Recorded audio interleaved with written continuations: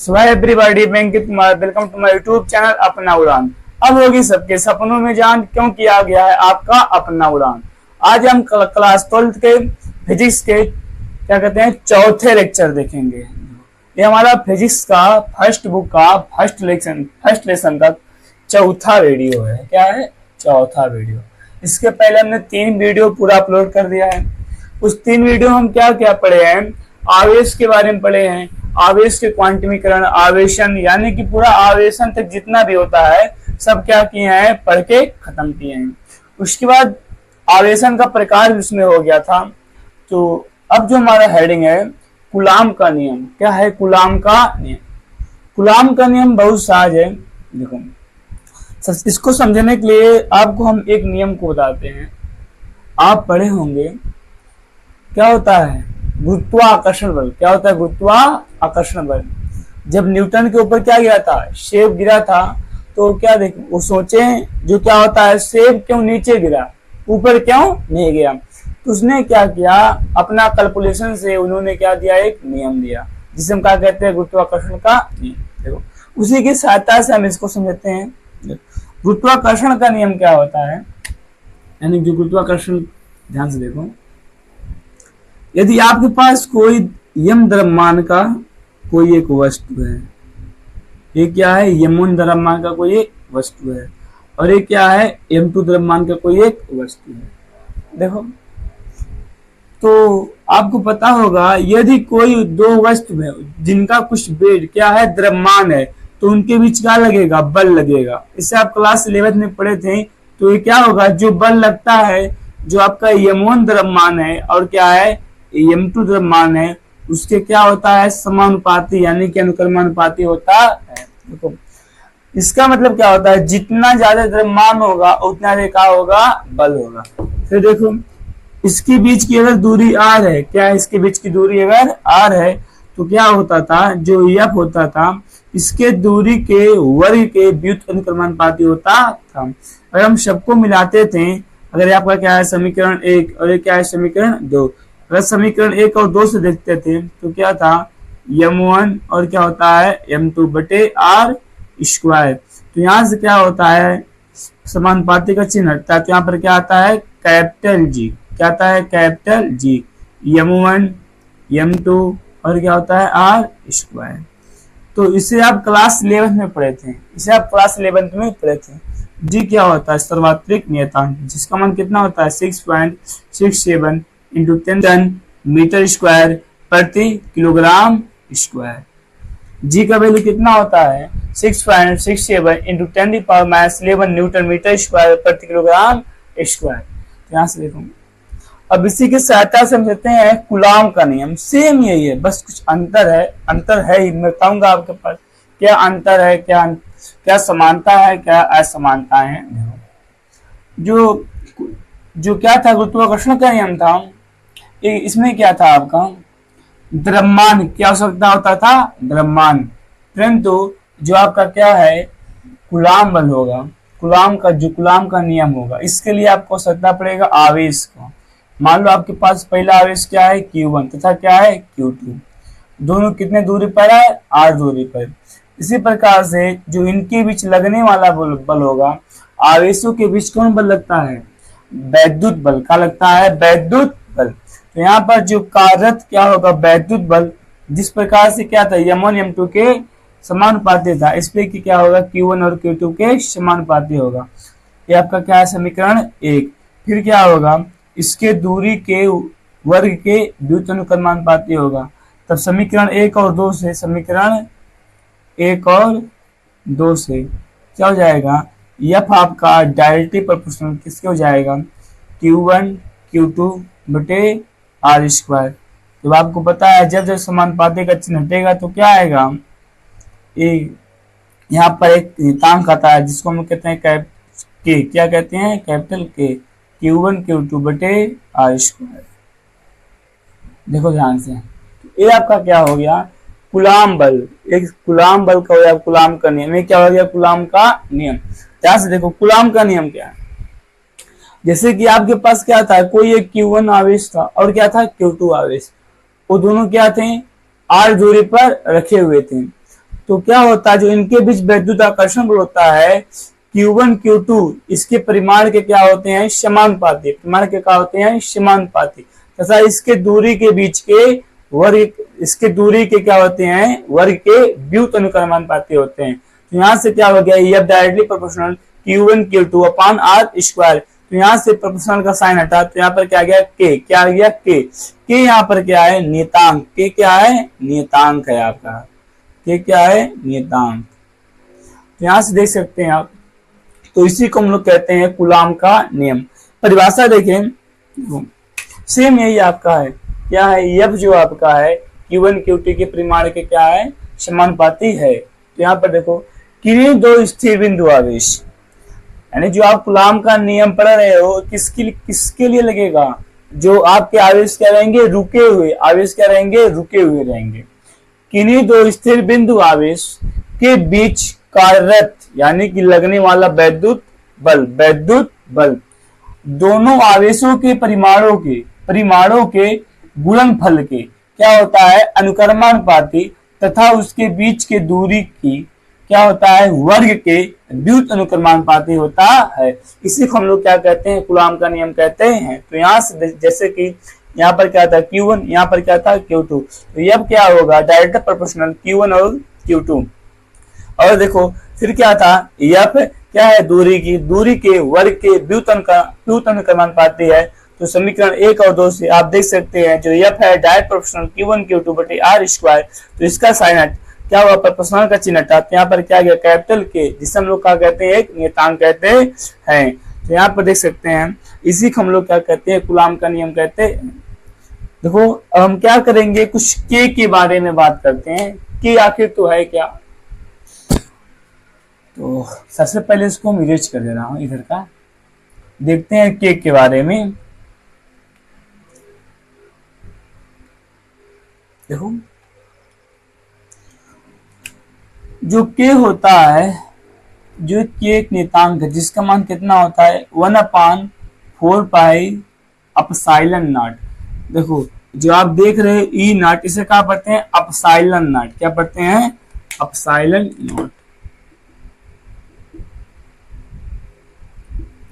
Epsilon not, ठीक है। तो के का मान कितना होता है, 1/4 पाई एप्सिलॉन नॉट, या इसका पूरा जो वैल्यू होता है 9 गुणे 10⁻9 होता है। अभी मात्रक के बारे में बात कर रहे हैं। और जो आपके पास एप्सिलॉन नॉट है, इसका जो मान होता है 8.85 इंटू 10⁻⁻12। इसके भी मात्रक की बात कर रहे हैं हम, ध्यान से देखो। सबसे पहले हम निकालेंगे के का मात्रक। क्या निकालेंगे, के का मात्रक। तो यहां से निकालते हैं इस फार्मूले से, कूलाम के नियम के फार्मूले से। तो क्या है, F बराबर के, और क्या है Q1, फिर क्या है Q2 बटे आर स्क्वायर। तो यहां से देखो क्या हो जाएगा, के बराबर हो जाएगा आपका F इंटू आर स्क्वायर बटे Q1 और Q2 बराबर क्या हो गया, के। ये देखो भाग में है, इधर आएगा तो गुणा हो जाएगा, और ये क्या है, गुणा, इधर आएंगे तो भाग में। तो देखो बल का मात्रक क्या होता है, न्यूटन। आर क्या है, दूरी का मात्रक क्या होता है, मीटर स्क्वायर। देखो बटे का है कूलाम इंटू कूलाम, का हो गया कूलाम स्क्वायर। तो के का मात्रक क्या हो गया, न्यूटन मीटर स्क्वायर प्रति कूलाम स्क्वायर। मतलब क्या हो गया, न्यूटन मीटर स्क्वायर प्रति कूलाम स्क्वायर। तो यहां से देखो अब हम क्या करें, अगर आपको निकालना आप एप्सिलॉन नॉट का मात्रक, तो निकालो यहां से, देखो ध्यान से। तो के बराबर कितना है, 1/4 पाई एप्सिलॉन नॉट। तो यहां से देखो एप्सिलॉन नॉट बराबर कितना हो जाएगा, 1/4 पाई इंटू के। देखो इसका क्या होगा, 4 पाई इसका, क्योंकि ये क्या है, वैल्यू है, इसका मात्रक नहीं होता है। तो यहां से क्या हो गया, एप्सिलॉन नॉट बराबर 1/, देखो के का मात्रक कितना है, न्यूटन मीटर स्क्वायर प्रति कूलाम स्क्वायर। अब देखो तो यहाँ पर क्या होगा, सब लोग कहाँ जाएंगे, ऊपर। तो यहाँ से क्या हो गया, एप्सिलॉन नॉट बराबर देखो कूलम्ब स्क्वायर प्रति न्यूटन मीटर स्क्वायर। क्या हो गया एप्सिलॉन नॉट का मात्रक। अब वैल्यू कहाँ लिखे थे यहाँ पर, तो इसका मात्रक लिख दो कितना है, कूलम्ब स्क्वायर प्रति न्यूटन मीटर स्क्वायर। तो यहाँ से देखो मात्रक बहुत जरूरी है बच्चों, मात्रक क्या है, बहुत जरूरी है। मात्रक जो आपका यूनिट होता है, एक नंबर में पेपर में पूछ लेता है कि एप्सिलॉन नॉट का मात्रक क्या होता है, ऑप्शन दे देगा आपको, तो आप क्या कहोगे, कूलम्ब प्रति न्यूटन मीटर स्क्वायर। मान कितना होता है 8.85 × 10⁻⁻12। तो देखो अगर हम बात करें एप्सिलॉन नॉट की बीमी सूत्र, क्या बात करें एप्सिलॉन नॉट का बीमी सूत्र, तो देखो हम किस प्रकार से बता सकते हैं, ध्यान से देखो। पहले क्या है कूलम्ब स्क्वायर, क्या है कूलम्ब स्क्वायर, फिर बेटे कितना है न्यूटन और मीटर स्क्वायर। तो कूलम्ब मतलब क्या होता है आवेश, आवेश का कितना होता है AT, क्या होता है AT। तो इसका स्क्वायर है, क्या इसका स्क्वायर है। फिर बटे न्यूटन क्या होता है बल, बल का कितना होता है M/L/T⁻²। फिर ये मतलब क्या होता है मीटर, क्या होता है मीटर, यानी कि लंबाई। मीटर क्या होता है लंबाई, यानी कि कह सकते हो L। स्क्वायर है ना, तो क्या हो गया L⁻², L⁻²। तो इसको अब क्या करो, इसको सही रूप में लिखो, यहाँ पर सही रूप लिखते हैं। पहले कितना है AT, उस पर क्या है स्क्वायर, तो क्या हो गया A² और क्या हो गया T²। फिर बटे कितना है M, देखो यहाँ पर कितना L⁻², L⁻1। देखो जब क्या होता है बेस सेम होता है तो पावर जुड़ जाता है, तो क्या हो गया M L⁻3 T⁻²। अब देखो M ऊपर जाएगा तो क्या हो जाएगा M⁻⁻1, M⁻⁻1। और देखो L क्या ऊपर जाएगा, तब L क्या हो जाएगा -3। देखो जब T ऊपर जाएगा तो क्या होगा -2 है, ऊपर जाएगा तो +2, प्लस कितना है +2, तो कितना हो गया T⁻4। फिर देखो क्या बचा A, वहां पर A कितना A⁻2। तो ये क्या हो गया आपका बीमी सूत्र हो गया किसका, एप्सिलॉन नॉट का। कितना है बीमी सूत्र M⁻⁻1, इसे इनवर्स कहते हैं, क्या कहते हैं -1 को इनवर्स कहते हैं। L⁻3 T⁻4 A⁻2। ये आपका क्या हो गया एप्सिलॉन नॉट का बीमी सूत्र हो गया। क्या हो गया एप्सिलॉन नॉट का बीमी सूत्र हो गया। इसी प्रकार आप K का भी निकाल सकते हो, किसका निकाल सकते हो K का। तो आप K का स्वयं निकालिएगा, कुछ करना नहीं है, बस आपको क्या करना है यहीं पर रख देना है। देखो आप देख पा रहे हो K जो है एप्सिलॉन नॉट का क्या है उल्टा है, क्या है उल्टा। तो अगर हम यहाँ से डायरेक्टली बात करें K की, किसकी बात करें K की, उल्टा मतलब क्या होता है जो माइनस हो जाएगा आपका प्लस का, और जो प्लस का हो जाएगा माइनस का, क्या हो जाएगा माइनस का। तो एक आपका क्या हो गया K का बीमी सूत्र। देखो आप यहाँ से देख पा रहे हो उल्टा सेम है ना, इसे क्या कहते हैं व्युत्क्रमानुपाती है, इसका मतलब वो सेम उल्टा है, जस्ट अपोजिट। तो यानी कि जो एप्सिलॉन नॉट का होगा उसका उल्टा क्या होगा K का। तो -1 है तो क्या हो गया +1, -3 है तो कितना हो गया +3, 4 है तो कितना हो गया -4, 2 है कितना हो गया -2। आप क्या कर सकते हो इसका मान यहाँ से निकाल भी सकते हो। देखो न्यूटन कितना है प्रति मीटर स्क्वायर, फिर कितना बटे कूलम्ब स्क्वायर। तो यहाँ तक आप नोट करिए, फिर इसके आगे हम देखते हैं।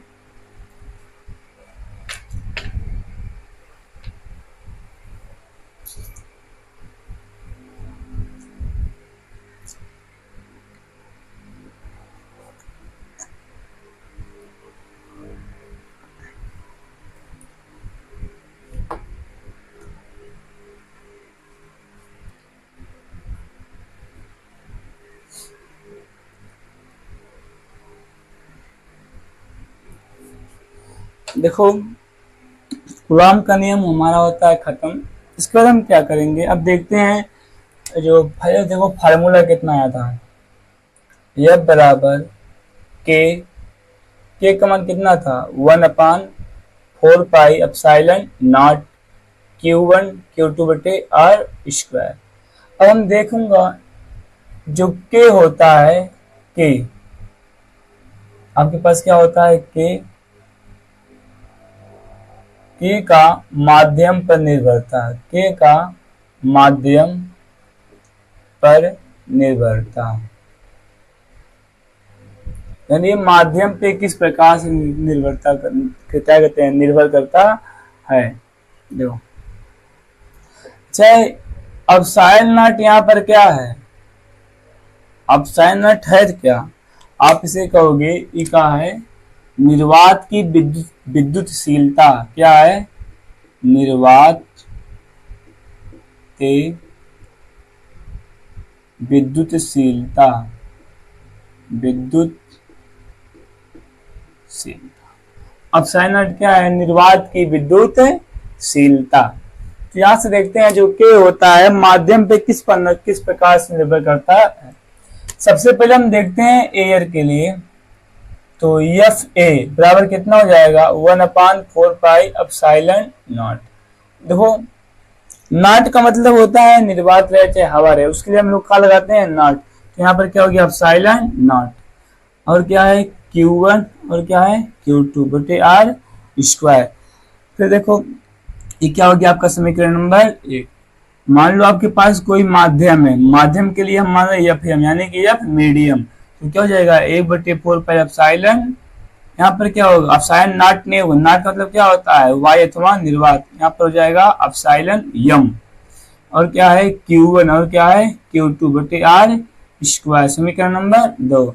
अब क्या कहते हैं, समीकरण 1 और 2 को क्या लगाते हैं, भाग लगाते हैं। समीकरण 1 और 2 को भाग लगाते हैं, समीकरण 2 से भाग देने पर तो देखो क्या हो जाएगा, एफ एम बटे एफ ए बराबर कितना, एफ एम का मान आपका कितना है 1/4 पाई एप्सिलॉन यम, और क्या है Q1 Q2 बटे R स्क्वायर।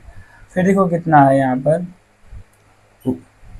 एफ ए में 1/4 pi epsilon not Q1 Q2 बटे R स्क्वायर।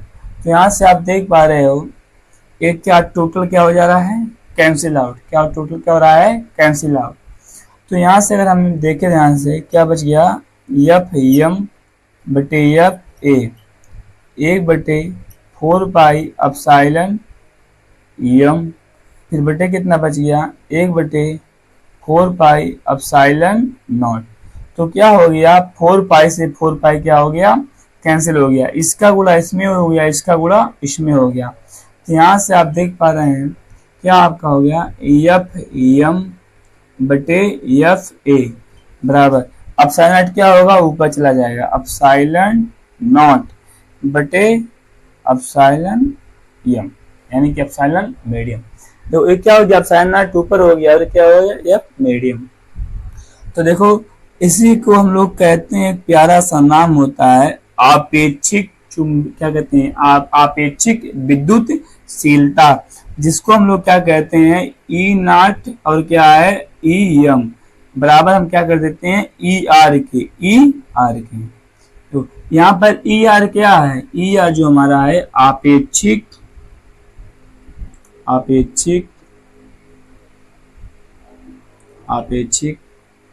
विद्युतशीलता,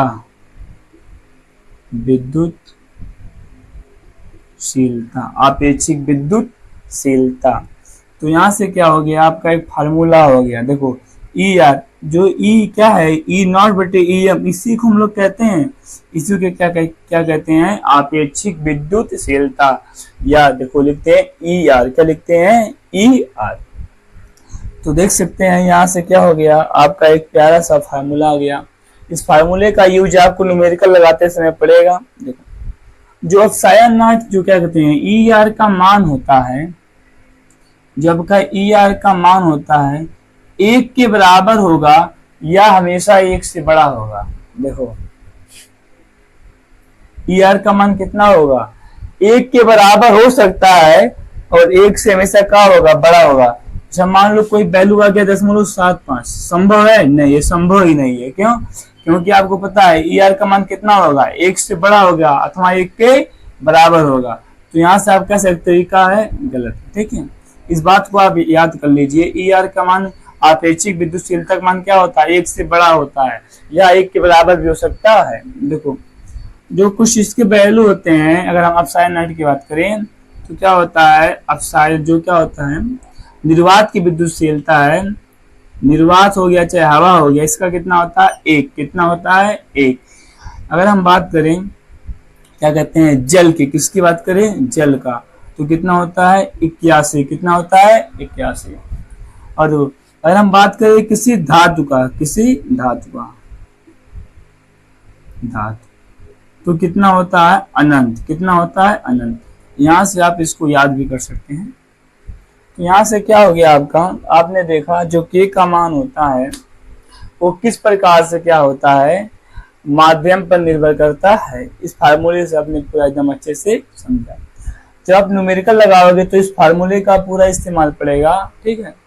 तो आज हम जो आपको बताए हैं ये सब वेरी वेरी इंपॉर्टेंट पार्ट है। आज जो कूलॉम का नियम था, यहाँ से आपका क्या होगा, कूलॉम का नियम होता है खत्म, और के बारे में जितनी जानकारी था सब जानकारी आपको मिल गया है। अच्छा, अगर हम इसकी बात का हेडिंग देखें, देखो अगर हम बात करें गुरुत्वाकर्षण बल का, और क्या बात करें वैद्युत बल, क्या है, वैद्युत बल, इन दोनों में अगर अंतर देखते हैं तो देखो क्या अंतर पाते हैं हम लोग।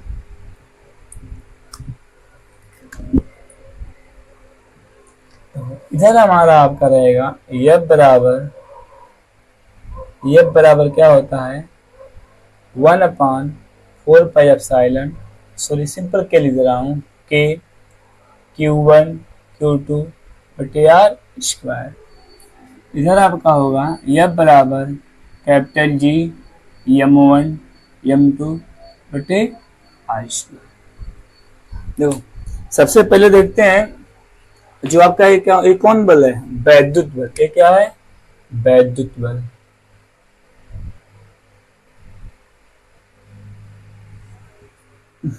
ये कौन बल है, गुरुत्वाकर्षण बल, गुरुत्वाकर्षण बल। सबसे पहले हम देखते हैं इनमें समानता है, इन दोनों में क्या है, समानता क्या है। सबसे पहला समानता क्या है, यहाँ पर जो बल है देखो इसका भी मात्रक क्या होता है, न्यूटन, इसका भी मात्रक क्या होता है, न्यूटन। और दूसरा समानता है जो आपका बल होता है, यहाँ पर Q1 और Q2 के क्या होता है, समानुपाती होता है। और यहाँ पर क्या होता है, जो ये बल होता है F होता है, दोनों वस्तुओं के द्रव्यमान क्या होता है, समानुपाती होता है। ये क्या हो गया, देखो समानता हो गया, ये क्या है, समानता। फिर देखो दूसरा समानता क्या हो गया, यहाँ पर जो बल है दूरी के वर्ग के व्युत्क्रमानुपाती है। यहाँ पर भी क्या है, जो बल है दूरी के वर्ग के व्युत्क्रमानुपाती है। देखो ये दोनों आपके समानता है, क्या है, समानता है। ये क्या है, समानताएं। समानताएं क्या है, तो आप क्या कहोगे, नंबर 1 समानता, जो वैद्युत बल हो चाहे क्या गुरुत्वाकर्षण बल हो, दोनों ही क्या होते हैं, जो वैद्युत बल होता है इसमें आप देखोगे जो आवेश होते हैं, दोनों आवेशों के परिमाण के क्या होते हैं, परिमाण के गुणनफल के समानुपाती होते हैं। और क्या होता है, गुरुत्वाकर्षण बल में दो वस्तुओं के द्रव्यमान के समानुपाती होते हैं।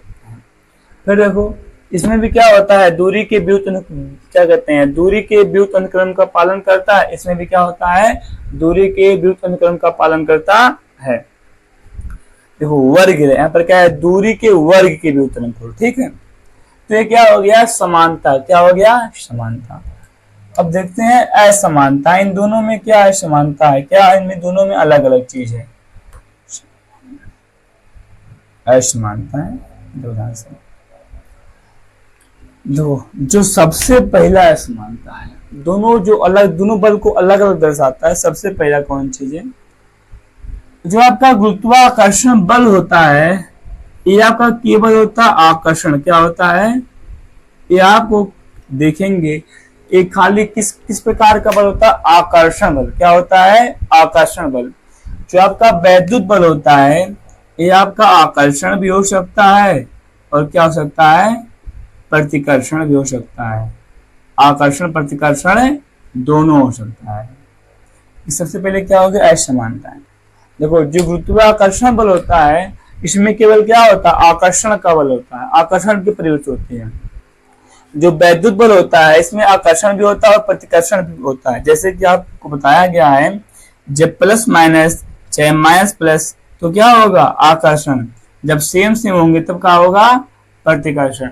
लेकिन गुरुत्वाकर्षण बल में ऐसा कुछ नहीं होता है, उसमें हमेशा क्या होता है, सदैव आकर्षण बल लगता है। फिर देखो दूसरा अंतर, देखो जो गुरुत्वाकर्षण बल है ये सार्वत्रिक बल है। क्या है, सार्वत्रिक बल।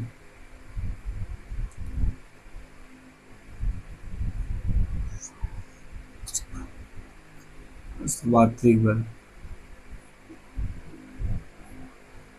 देखो सार्वत्रिक का मतलब ध्यान सुनो, यूनिवर्सल इसे बोलते हैं, यूनिवर्सल।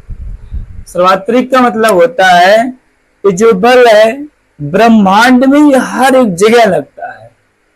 बात को समझो, चाहे हम हो गए और कोई दूसरा व्यक्ति हो गया, यानी जिसका क्या होगा, द्रव्यमान होगा, चाहे पृथ्वी हो गया, चाहे सूर्य हो गया, चाहे सूर्य हो गया, चाहे चंद्रमा हो गया, चाहे पृथ्वी हो गया, चाहे क्या हो गया, चंद्रमा हो गया, सब में यानी कि पूरे ब्रह्मांड में जितने भी वस्तु हैं सब में क्या लगता है, गुरुत्वाकर्षण बल लगता है।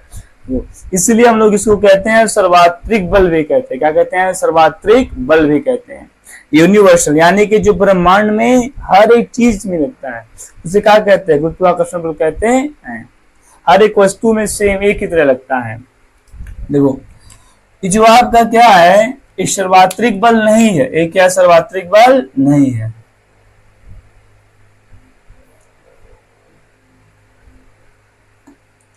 बल नहीं, क्यों, जो आपका ये होता है, जैसे कि देखो पृथ्वी और सूर्य के बीच क्या लगा था, गुरुत्वाकर्षण बल।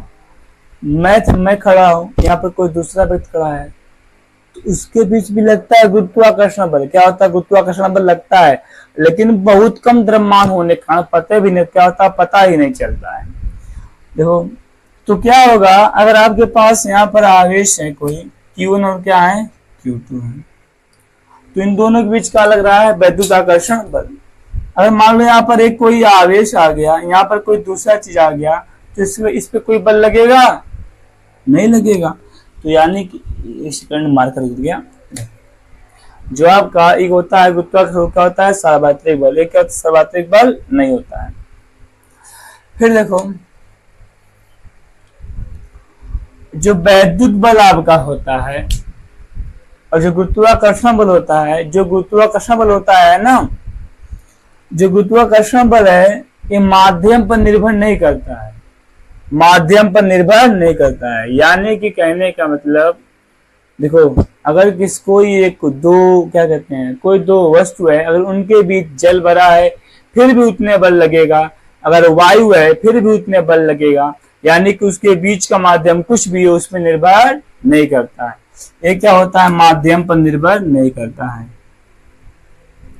माध्यम पर निर्भर नहीं करता है।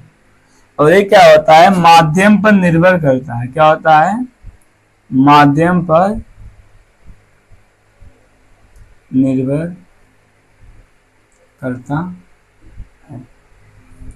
देखो जो वैद्युत बल होता है ये क्या होता है, बहुत शक्तिशाली बल। क्या होता है, बहुत शक्तिशाली बल है। ये क्या होता है, कम शक्तिशाली। ये क्या होता है, कम शक्तिशाली। देखो जो आपका नाभिकीय बल होता है ना, क्या कहते हैं, जो वैद्युत आकर्षण बल होता है, जो परमाणु होता है, जो क्या होता है, परमाणु होता है, जो क्या होता है आपका परमाणु होता है, उसमें क्या होता है, जो प्रोटॉन होते हैं उसमें भी क्या होता है, वैद्युत आकर्षण बल लगता है, जिसे हम लोग क्या कहते हैं, नाभिकीय बल। क्या कहते हैं, नाभिकीय बल कहते हैं। देखो जो ना क्या कहते हैं, जो वैद्युत आकर्षण बल होता है, जो क्या होता है, वैद्युत बल होता है, बहुत शक्तिशाली बल है। और जो गुरुत्वाकर्षण बल है ये क्या है, कम शक्तिशाली है। देखो, जिसके हाथ में कम शक्ति है, भगवान ने उसके पूरे ब्रह्मांड में राज करने की शक्ति दी है। जो आपका गुरुत्वाकर्षण बल होता है बहुत दीर्घ प्रयास का, यानी कि बहुत दूर तक लग सकता है। जैसे वो सूर्य पृथ्वी है, क्या होगा, तब वो उनके बीच में लगता है कि नहीं। ये क्या होता है, दीर्घ प्रयास का। ये क्या होता है, दीर्घ प्रयास का। दीर्घ प्रयास का। और ये आपका क्या होता है, कम प्रयास का। प्रयास मतलब क्या होता है, दूरी। तो बस हमने क्या सीखा, वैद्युत बल और गुरुत्वाकर्षण बल में अंतर। इसके पहले कूलॉम के नियम के जो था किस प्रकार माध्यम पर निर्भर कर रहा था, उसका बेमेल सूत्र, मात्रक, सब चीज क्या क्या सीखा। तो आज की वीडियो में बस इतना है। तो अब क्या करेंगे, इसके बाद हम कोई अगला वीडियो लेकर के आएंगे, तो यहाँ पर इसके बाद का हम सेक्शन को कवर करेंगे। चलिए तब तक के लिए bye bye, thanks for watching for video. मिलते हैं नेक्स्ट वीडियो में।